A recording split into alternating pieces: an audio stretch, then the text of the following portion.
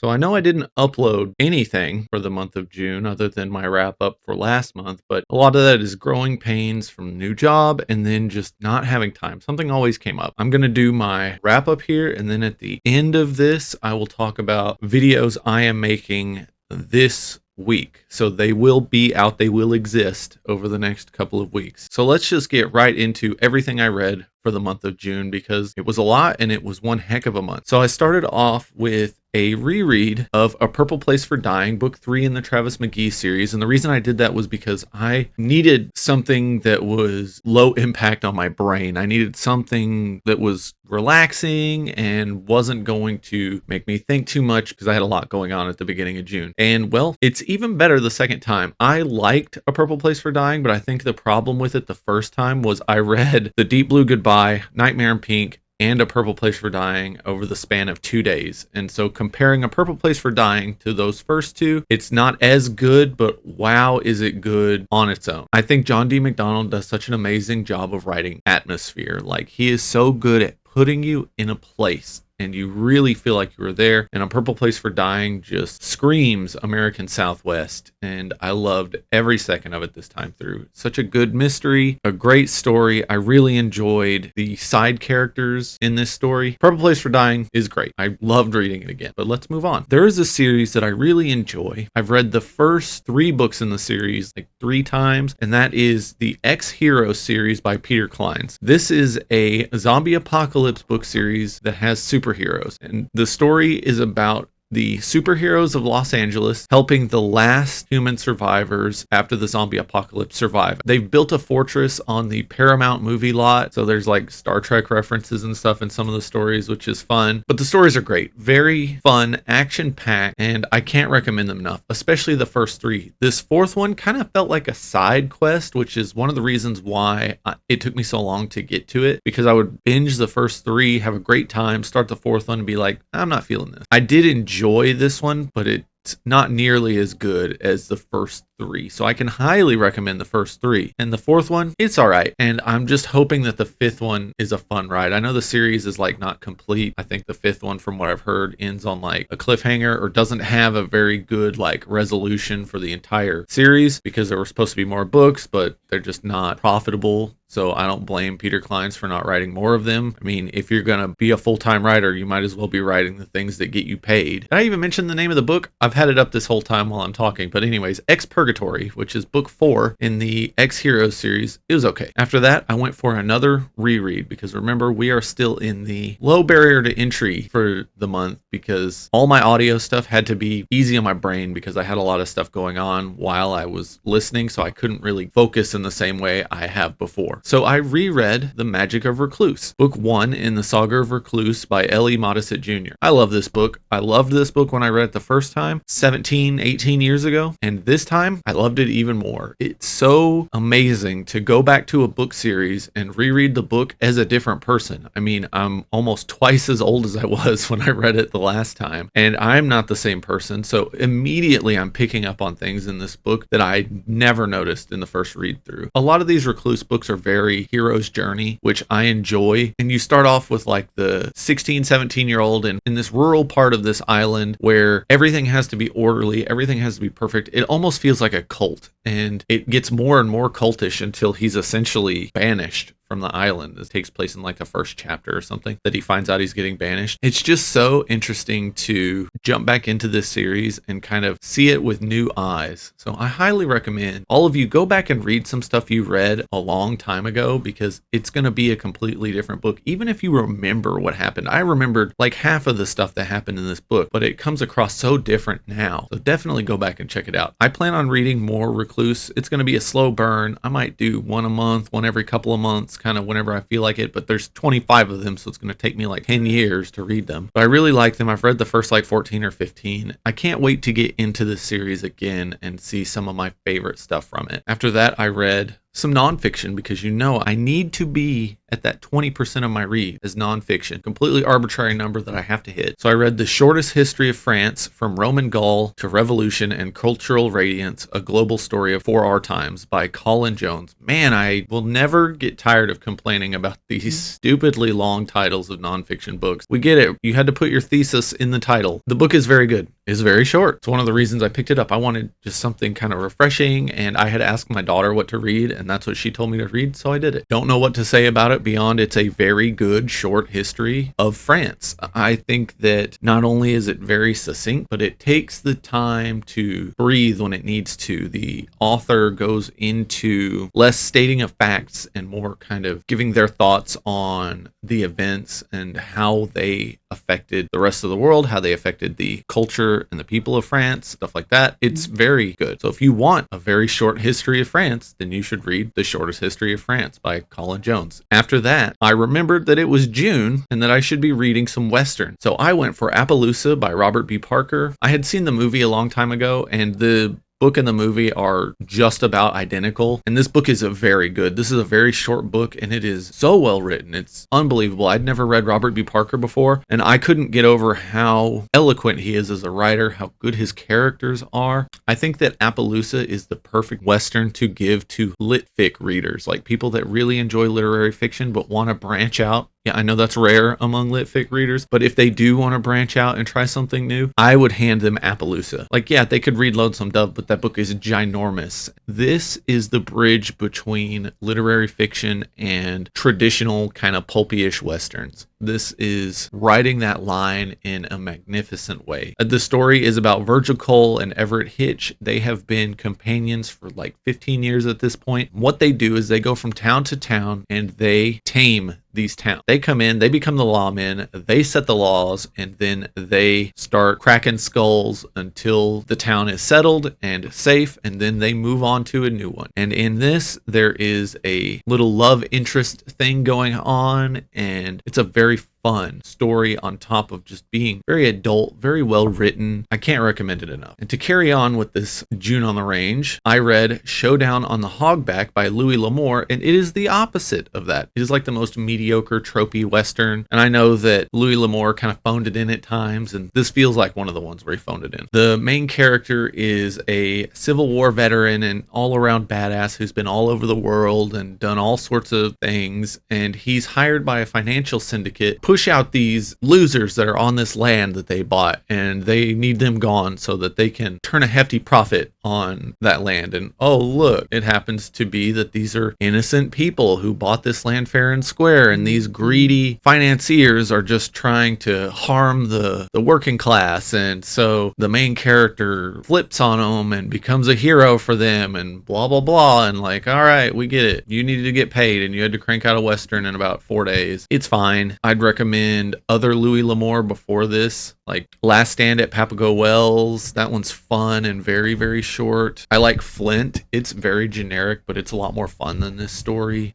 And yeah, just maybe avoid this one. Showdown on the Hogback, not the best. Also a really weird name. This next one, I think I might have to make a video about it, or more than likely it will be in an expanded video about more stuff to get you into the Warhammer 40k universe. I actually think this is the best introduction to the Warhammer 40k universe for readers that are new to the franchise. And that is For the Emperor by Sandy Mitchell, which is the first Caiaphas Cain novel. I read this because a coworker said that they had read it and really enjoyed it, and they were just getting into the Warhammer lore. This book is amazing. This might be the best thing in the Black Library. The best written, the most fun. Caiaphas Cain is a scoundrel, and this book is a picaresque that takes place in the 40k universe. You have your first-person unreliable narrator, who is Caiaphas Cain, and he's basically trying to sell you on how he's humble and, you know, not the best, but he does what he can and all sorts of things. The guy's a weasel. Like, he is always trying to weasel out of being in combat, but then when he gets into combat, he's hyper competent and one of the best people for the job he's given. It's hilarious. And all through this, it's annotated by a member of the Inquisition. This is essentially his notes or his memoirs, and they've been compiled by a librarian in the Black Library. So he will say things like, oh yeah, you know, this happened here and it wasn't such a big deal, and then blah blah blah. And then you have an annotation where the person compiling the collection is like, he's obviously lying here, but we don't have any other reports from that time, so we just kind of have to take it as gospel. And then in another one, he starts ranting about rogue traders, which are the space merchants that don't have to follow the same laws as regular citizens of the Imperium, and he goes on a rant about them, and the editor just leaves a note that says he goes on for 3 or 4 pages about this, and it's the same thing he's always ranting about with rogue traders, so I'm not going to waste anyone's time by putting it in there. It's so funny. The book is incredibly fun. I cannot recommend it enough. If you want to read a 40K novel, get yourself a copy of For the Emperor, or even better, get yourself an audiobook version of For the Emperor, because the narration is so good. I love this book. I had such a great time with it, so definitely go check it out. After that, I had a book that is full of problems, overall pretty creepy and just fine, and that is Silver Scream, edited by David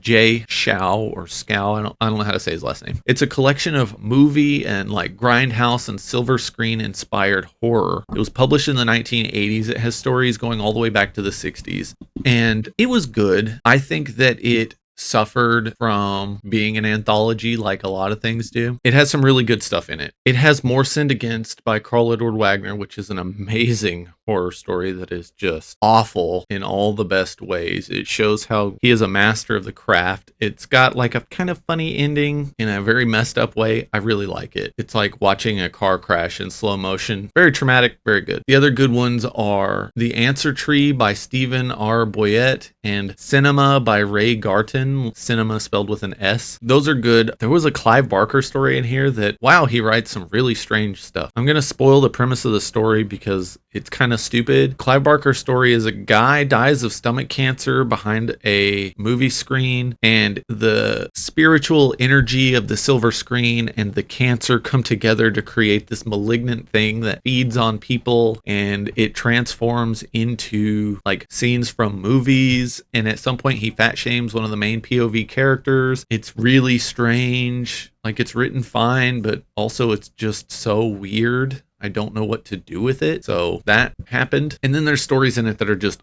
awful. Some are like racist or gross or just incredibly off-putting, and just I did not have fun with them. So this collection I would recommend to hardcore horror readers that want something that's very movie inspired, but for everyone else I would just say find those short stories on their own. Like More Sinned Against is in the really good Carl Edward Wagner collection In a Lonely Place from Valancourt, so go get that. After that I finished Lies Weeping, The Chronicles of the Black Company, book number 10 or whatever it is, because it is a part of a new series in the Black Company. It takes place directly after Soldiers Live. I mean, like when I say directly after, I mean a week or two after. You're following new analysts. The book feels completely different in a good way. It shows off that Glenn Cook still knows what he's doing. It's not like Port of Shadows where when you read it, you're like, oh man, like he forgot how to write Kroger's POV. This, because it's new analysts, you don't have that baggage. And a lot has changed because, duh, if you get to the end of Soldiers Live and don't think things have changed, you aren't paying attention. And I really like this book quite a bit. Is it as good as like Soldiers Live or Shadows Linger? No, but it's still very good. I had such a good time with it. I really love the way that it is written because you can tell that these analysts are new to the job. They even say in their writing, they're like, this is reading more like a diary than an Annals of the Black Company, but the Black Company is not really doing anything, and I don't know what I'm doing when it comes to writing this, so this is just what I'm going to put down. And I have really enjoyed the story so far. It ends on a cliffhanger. Makes sense because it is a 4-book series called A Pitiless Reign. Book 2 is already written, has a publication date. Book 3 is also already written. It is probably close to being done, and I think he is working on book 4, so it will get done. We will have a total of 4 new Black Company novels. This one comes out in November. I think that all Black Company fans are going to love it, and I am going to reread it when it comes out in November because I want to do the audio, because I want to see if I missed anything when I was reading it, and I also just want to experience it again. Yes, the book is that good. I will be reading it again a few months after I finished it. I have a lot of thoughts on the book, and I would love to talk about it, but there's probably 5 people in the world that would want to have that discussion with me that have read all of the Black Company and this, so I don't think that's going to happen, especially in a video format. So don't worry about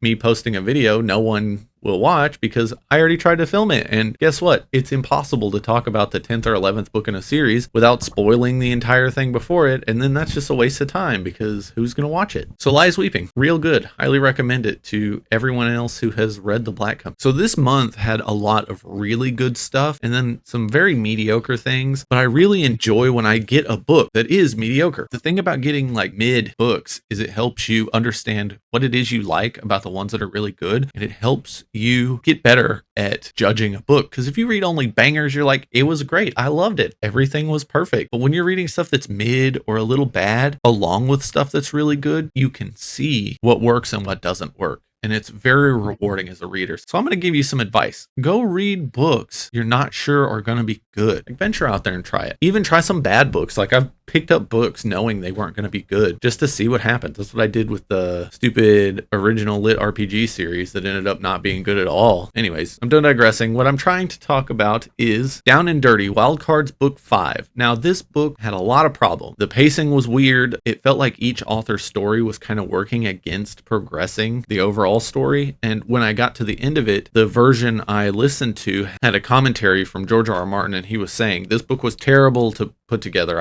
It was a nightmare. Part of the way through plotting it out, the publisher was like, hey, we want this to be changed. And it's like, well, if we change it, it's going to mess stuff up, but I guess we'll do it because you told us we needed to do it. And he said the book suffered because of it. It's like the most mediocre of the Wildcards books that he edited, and I agree with him. He pointed out all the same flaws that I noticed through it, but the book is still worth reading, especially if you're already invested in Wildcards. This is book 2 in the trilogy that is the Puppet Master series. So he's described it before, but the way they structured Wildcards is the first 2 books in a trilogy. So for example, book 1 and book 2 in Wildcards were anthologies that moved the plot along, but also introduced characters and kind of let the reader get a feel for the world. And then the third book is a mosaic novel where each POV is written by a different author, and then George R. R. Martin weaves it together so that it reads like one cohesive novel. Well, this is book 2 in an anthology for the Puppet Master, and it's just a lot of setup, but the editors wanted him to add like plot for the next trilogy as well, and so the quality of the book suffered because of that, but it's still good. And I will tell you, some of the writers in here are not as good as others, and you can tell, which is one of the things I appreciate about it. I'll be listening to this and I'm not paying attention when they introduce who wrote what story. So it'll be like blah, blah, blah story. And I'll be like, yeah, this is fine. Like, I'm kind of enjoying it, but I don't think it's the best. And then the next one will start and I'll go, wow. I mean, within 1 page worth of writing, I'm like, this person can write. Holy crap. And then I realize it's Roger Zelazny and I'm like, oh, okay, yeah. It's very cool that you can see the differences between each writer and just kind of how varied the talent level is. I think that the 3 that stand out the most are Roger Zelazny's section in here, George R. R. Martin's section in here, of course, and then Melinda Snodgrass. Hers is very good, and just reading her stories, man, can she write, and I know she can edit. I'm really looking forward to reading more that she is involved in. And I do have to warn you about the audiobook though, like half the narrators in it are not good. It's like a cast of narrators, and then one of them is so bad, he ruined the story. He gave a guy who grew up in Manhattan a Scottish accent. He changed the cadence of the way essentially everyone talks. It was very stupid and very bad. So I don't think I can recommend the audiobook unless you can get over that. So maybe read this one with your eyes. I don't think that bodes well for the next one, and I'm kind of worried. I may have to just start reading these again, like on my e-reader or with the copies I own. So I've been saying I have series that I want to read, and I've been struggling to get motivated to read them. Well, I jumped back into one, and that was Sun Eater. I read The Lesser Devil by Christopher Rocchio. It was great. I loved it. It wasn't perfect, but it was very close, and I had so much fun reading about Crispin. He is the lesser devil in a lot of ways, and you can tell that he is Hadrian's brother. They have a lot more in common than you would expect, and I really enjoyed seeing the way other people see Hadrian. It's been over a year since I read Empire of Silence, and I still remember a lot of it, but I really like this as a bit of a refresher for kind of getting back into this world. And yet again, I have to say, I love that Rocchio puts all of his influences on his sleeve. It's very blatant in the best way possible. I want more authors to be like, hey, you know what I really love? Dune. You know what else is pretty cool? This other stuff. I'm throwing it in a book. Yeah, that's where I got the style from. It's great. Like, there's nothing wrong with wearing your influences on your sleeve. I know that gets you closer to kind of crossing the line into like pastiche or copying, but a good writer's not going to have to worry about that. And it's obvious with this series that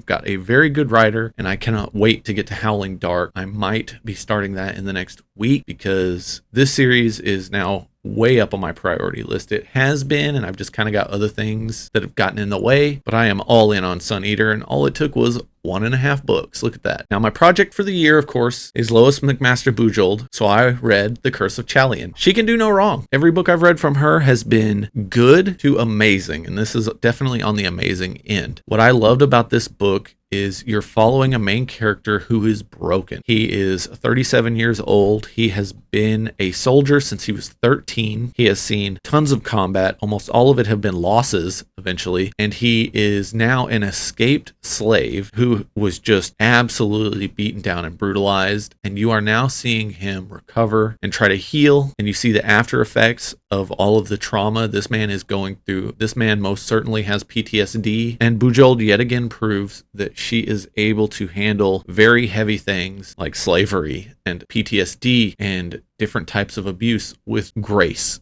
a level of grace that a lot of authors wish they could achieve. I loved this book. It definitely goes in some interesting places, and the fact that this was the first World of the Five Gods book is just incredible to me because it's so fleshed out. The world feels so lived in already. I just cannot get over how good of a writer Lois McMaster Bujold is, and this year has been so rewarding because I get to read all of her works, and so I am looking forward to Paladin of Souls and The Hallowed Hunt, and then I'm going to be sad because the World of the Five Gods will be over for me until the new Penrick novella comes out. So let's just move on to the next one before I start bumming myself out. I read another nonfiction book. Now this one is interesting because it is Write a Western in 30 Days by Nick Morton. I liked this book. It is a very good guide for learning how to write a Western in 30 days. He doesn't mean like actual 30 days. It's like 30 days worth of work that you can kind of break up over however much time. This book is fascinating because this person is not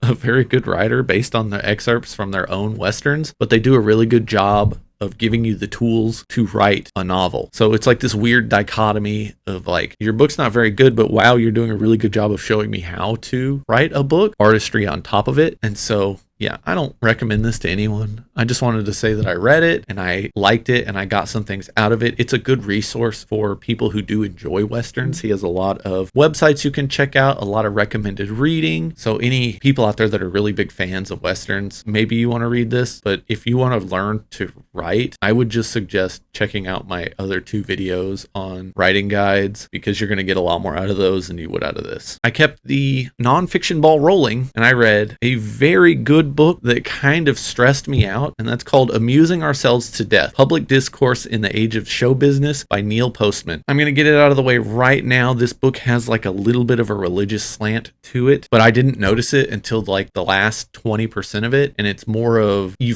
find out that he comes from a very religious background when he's talking about show business and stuff, which I guess I should have seen it coming because he's talking about how like Jerry Falwell and other preachers grift on television and they don't have to really push the gospel as long as they're telling people they're going to get rich or have a good life by sending him money. If we're getting to the bare bones of this book, it is about how television ruined everything, but also kind of didn't. It just made everything different. I really didn't like reading some of the things in this book because it's even worse now when it comes to YouTube and social media and influencers. Like this is the precursor to all the grifter influencer crap that we deal with now on the internet. The premise of this is how public discourse has changed when we left behind the printed word and moved to television. Politicians don't have to be smart. They don't have to sound smart as long as they look good on television and are charismatic, which is like 100% true. Television news, one, he cites a bunch of studies that shows that you can watch the news and it will stress you out. And then an hour later, you won't remember anything that you watched on the news. And one of the reasons why is because it's not designed for you to retain the information. It's designed for you to be entertained. And so the news on television and now on the internet itself is more focused on entertaining you than it is making you an informed citizen. But the way they do it is say, oh yeah, you're watching this. You're obviously smart. You're one of the ones that are in the know. And then when you're done watching it, you are not better. You have not learned anything from the news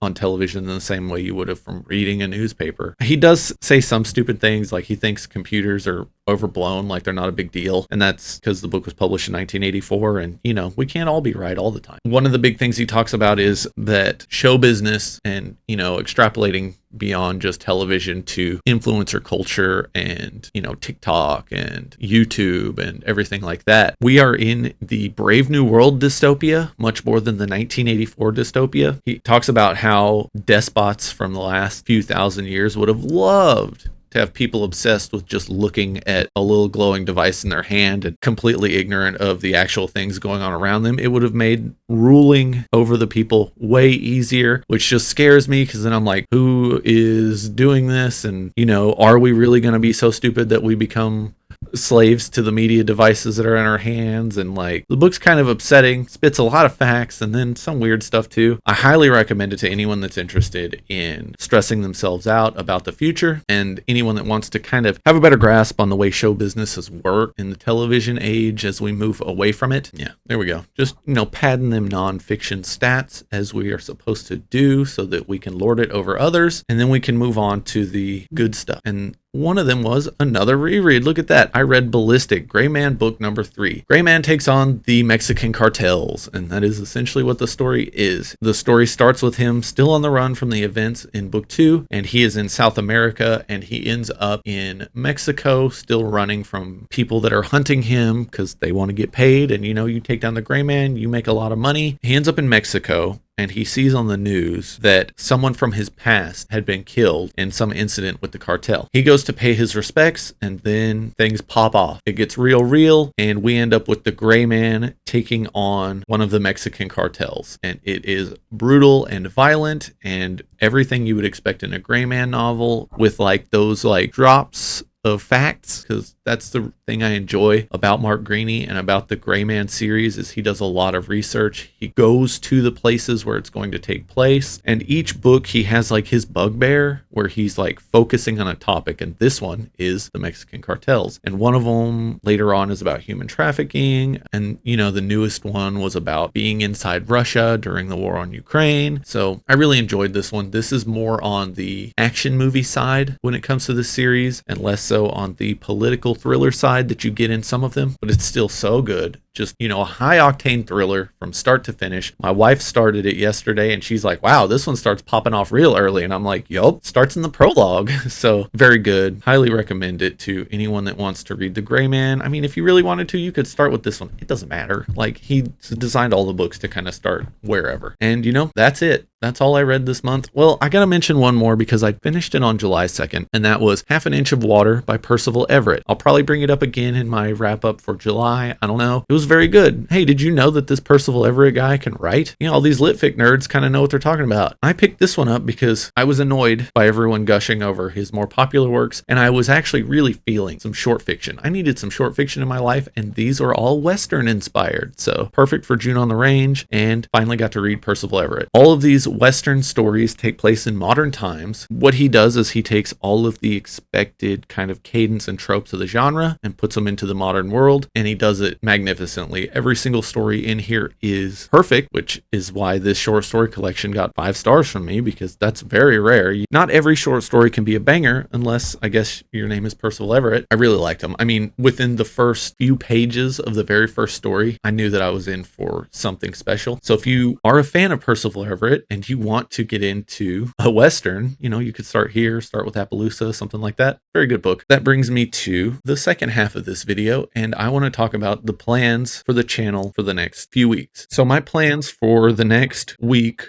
are share this video, duh, you're watching it, so it has to be on the internet, I guess. And then I have my notes for my mid-year freakout right here, so I will be filming that soon. And then I want to finally get into a topic beyond just the usual crap I've been doing. I do have a stack of books right here for a book haul. It's going to be a pretty interesting book haul because I don't think anyone's ever read any of these, or if they have, there's not much coverage of them except for in this little science fiction fantasy niche of my homies on BookTube. So they've probably read some of these, but it's going to be pretty fun, and I'm probably going to add a few things to the stack before I finally film the book haul video. But what I want to get into is I'm leaning toward making a introduction to the life of crime. So I want to do like a 3 under 300 where I talk about 3 books that are under 300 pages that are a great introduction to crime fiction. Just tell you why you should read those. Maybe I'll do even more in the collection, maybe like 5, like my top 5 under 300 page book to get you into a life of crime. I think I want to start making a lot of reading guides because I know a lot of people out there are looking for books. They want to get into them. They want to venture out of their comfort zone. And it's a lot easier when you have a Sherpa. And I like being a book Sherpa for people that watch my videos. Beyond that, I'm still trying to plug away at scripts for retrospectives. I just bought this microphone that I'm using for this video because I needed something that would pick up my wife's voice because mine overpowers hers. And we've talked about filming the Travis McGee retrospective. Like, she wanted to join in. We'll see if I have time to do that. I still really want to make it. I have now read the first 3 books again. So that gives me a better grasp on John D. MacDonald's writing and kind of helps me form my thoughts for a video like that. And beyond that, I've been plugging away at a short story. So that's been fun, trying to get back into writing. I've got like 1,000 or 1,100 words of an outline for a science fiction story that is just like balls to the wall and over the top because who cares? And I think it's going to be a lot of fun. I'll share more news about that when I